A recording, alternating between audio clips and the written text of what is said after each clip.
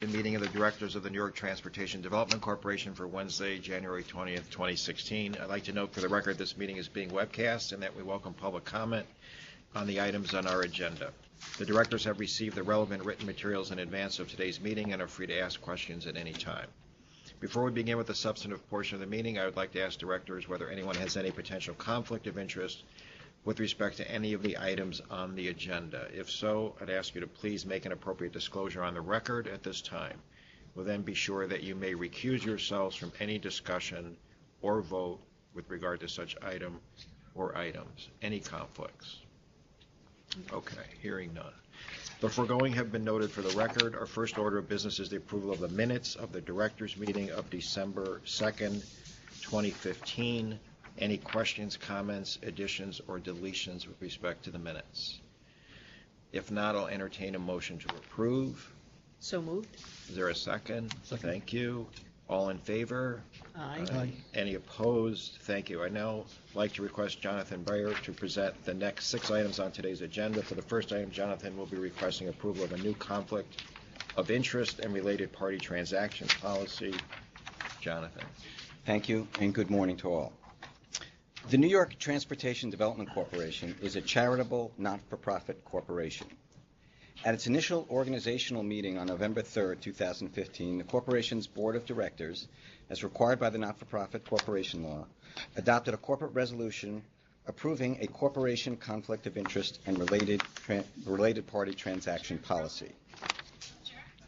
Staff has determined that the objectives and responsibilities set forth in the previous policy, along with the required questionnaire for directors, could be further clarified and enhanced, particularly in the explanations of the different responsibilities of directors, officers, and key employees, the inclusion of additional definitions, and the provision of additional examples of conduct and activities that could be deemed conflicts. Some of the changes include explicit prohibitions from the Public Officers Law regarding gifts, stock acquisitions, and future employment. Some of the definitions include definitions of key employees and affiliates, and the questionnaires and a separate affirmation for officers was also prepared. Please note that for your convenience, we are going to be distributing a copy of the respective questionnaire and affirmations for officers and directors. For your information, and if you want to sign them, you can, but we'll be formally sending you a copy of the appropriate questionnaire or affirmation for execution. At this point, the Board of Directors is now being asked to approve the new conflict of interest and related transaction policy attached to your materials. Great. Are there any questions or comments from the directors with regard to this item? I just have one, just to clarify, Jonathan, this is consistent with all our other boards, all our other... Can you please speak up? I'm sorry, this just checking the consistency of this with all our other boards. It is consistent. There are some specifics that are particular to the not-for-profit corporation law, but the concepts are all parallel, and that's why, you know, the broadest definition of conflicts that's included in this policy technically could include any conflict. It's broad enough, but the specifics and the examples tend to relate in the not-for-profit corporation law. A lot of them are sort of geared towards fundraising, which we don't have, but there's nothing inconsistent with your obligations under any other conflict policies of any of the other entities that ESD has. Great, thank you. Any other questions or comments from directors? Any comments from the public on this item? I'll entertain a motion to approve it. So moved. Thank you. George, is there a second? Second. Thank you. Kathleen, all in favor? Aye. Aye. Any opposed? Great, thank you.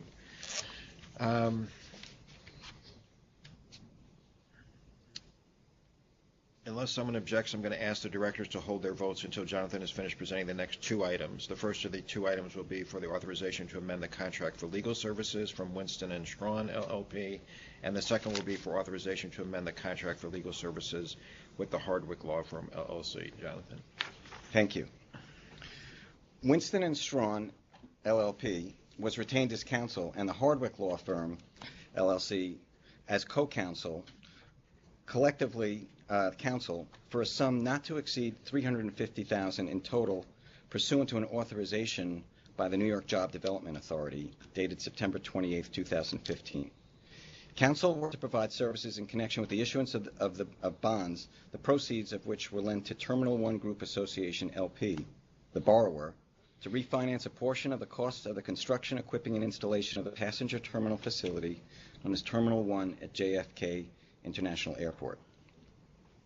At the initial meeting of the Board of Directors of the New York Transportation Corporation, the corporation, on November 3, 2015, that board authorized the corporation to accept an assignment of the retainers with JDA for both firms.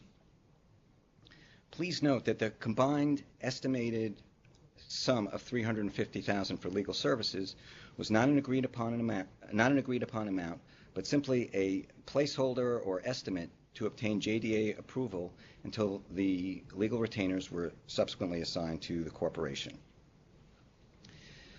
Both counsel provided legal services related to the bonds and also provided substantial services related to the organization and formation of the corporation pursuant to the Not-for-Profit Corporation Law. Compliance with recent changes to this law and the borrower's determination to utilize a loan structure and security structure different from the prior bonds caused legal fees to exceed the original estimate. Both counsels have now agreed to a total cap of $600,000, representing a discount from the actual amounts billed. The total fee for Winston will now be $375,000, which reflects an hourly rate discount of 10%, in addition to a write-off of $18,000. Hardwick's total fee will be $225,000, representing a write-off of $8,000. Please note that the fees of both counsel are paid by the borrower. However, $87,000 of the increased fee payable to Hardwick is proposed to be paid by the corporation and reimbursed as set forth in the following board item. In order to compensate counsel for their services in furtherance of the issuance of the bonds, the directors are now requested to authorize the corporation to amend the retainer with both Winston and Hardwick to provide for a total compensation for both firms not to exceed $600,000. Great. Any questions or comments from the directors on this item? Just Both one. items. Have the services already been rendered? Yes. Any comments from the public on both of these items, or either of these items? Is there a motion to approve both items? So moved. Is there a second? Second? Thank you. All in favor? Aye. Aye. Any opposed? Thank you. For our next item, Jonathan will request approval to pay and allocate reimbursement to two or more projects, a portion of the legal costs associated with the formation of the corporation. Jonathan. Thank you. The formation of the Transportation Development Corporation required substantial legal research, review of recent statutory changes, various filings, legal findings, and preparation of the Certificate of Incorporation bylaws and other agreements. The Hardwick law firm was retained and incurred substantial related costs, incorporation costs, to assist the corporation with these incorporation requirements as part of its representation of the corporation as bond counsel for the JFK Airport Terminal 1 refinancing, the JFK project. The bond closing for the JFK project took place on December 23, 2015. The Transportation Development Corporation is also serving as the issuer of bonds for the funding of construction of a new terminal at LaGuardia Airport, the LaGuardia transaction, and that transaction is anticipated to close this year. In addition, the corporation is authorized to serve as an issuer on future projects, particularly transportation projects. Bond counsel fees, including the incorporation costs incurred by the Hardwick firm, were intended to be paid promptly after closing by the borrower developer of the JFK project, the first project undertaken by the corporation.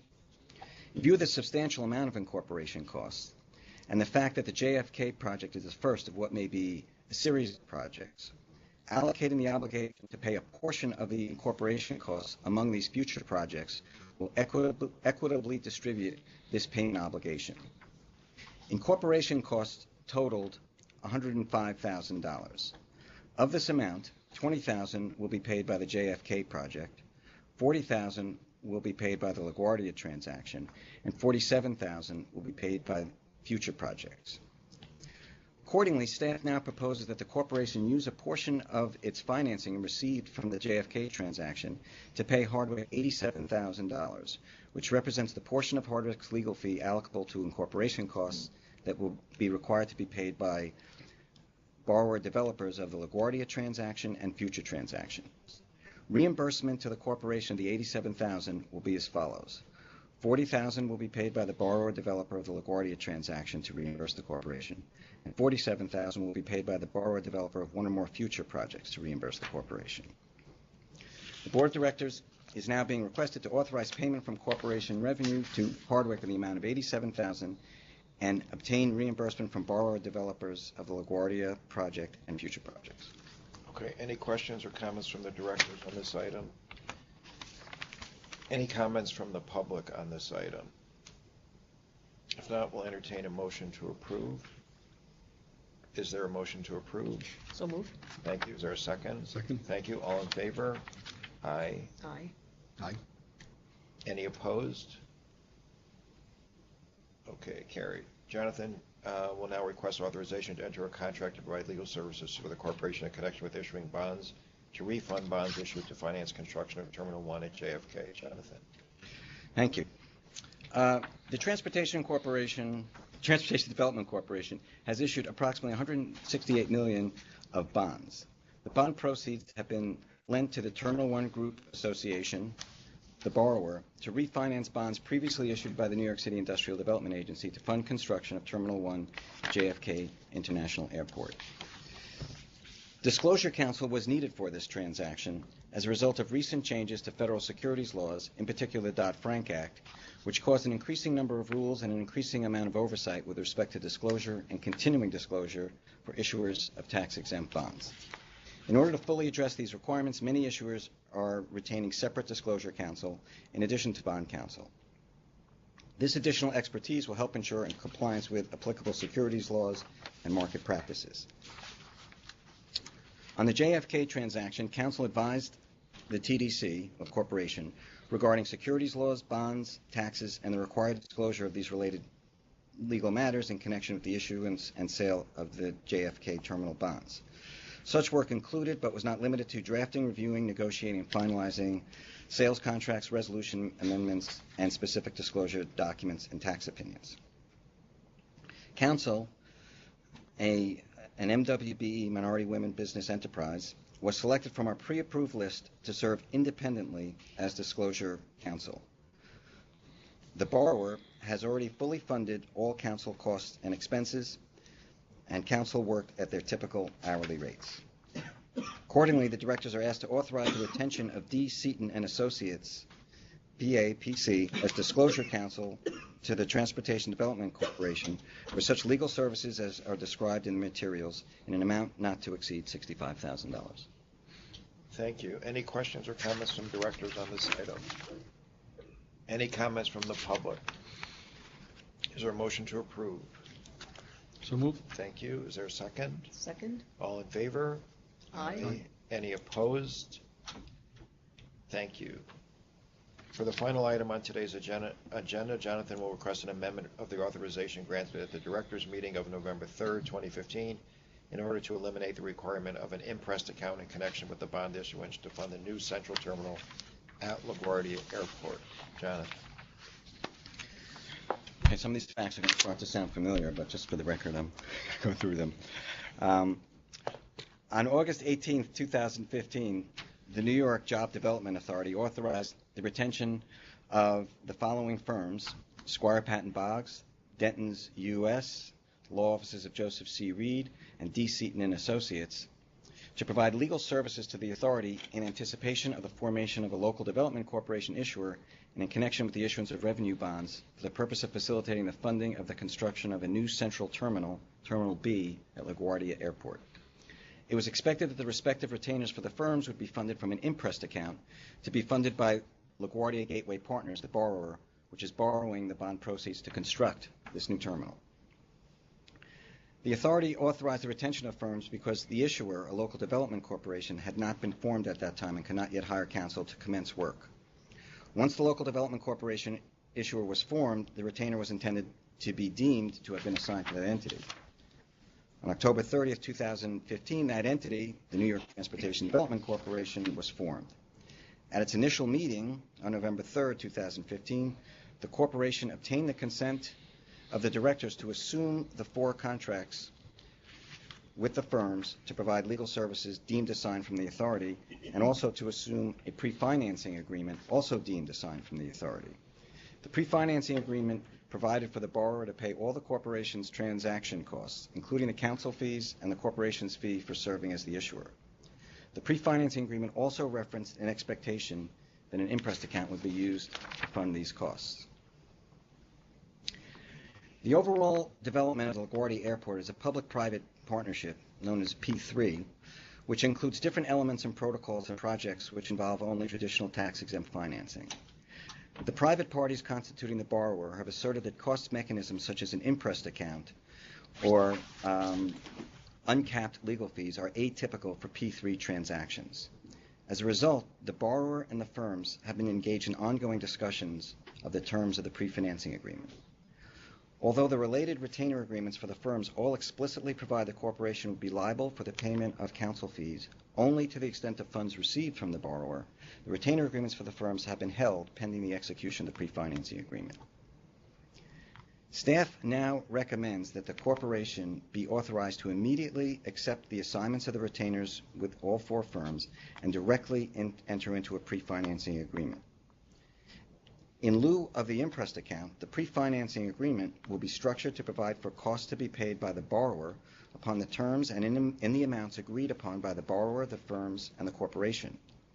Such terms and the borrower's obligation to pay the firms will be reflected in the terms of the pre-financing agreement entered into directly with the corporation without assignment as originally anticipated. In addition, the firms will confirm again in the retainer agreements to look to the corporation for payment only to the extent funds are received from the borrower. Staff believes that with this structure and the concurrence by the firms that are at the most risk of loss, the establishment of an imprest account is unnecessary and requests, therefore, that the prior authorization be amended to eliminate that requirement. Okay. Any comments or questions from directors on this item? Are those fees also capped, or have they been discussed? I can't hear you, sir. I'm sorry. Are those fees capped, or have they been discussed? It's anticipated that a cap arrangement will be entered into as part of the pre-financing agreement. The amount of the cap is still under discussion, but the idea here is to, whatever the results of that discussion are, we should have retainers with all these firms. They understand that whatever the amount that they're going to get paid is going to be defined in that pre-financing agreement. But meanwhile, they will have a retainer so that they can do their work in accordance with the contract. Thank you. Any other questions or comments from directors? Any comments from the public on this item? Is there a motion to approve? So moved. Thank Second. you. Second. Thank you. All in favor? Aye. Any opposed? None. There being no further business, may I have a motion to adjourn the meeting? Motion? Thank you. We're adjourned. Thank you all.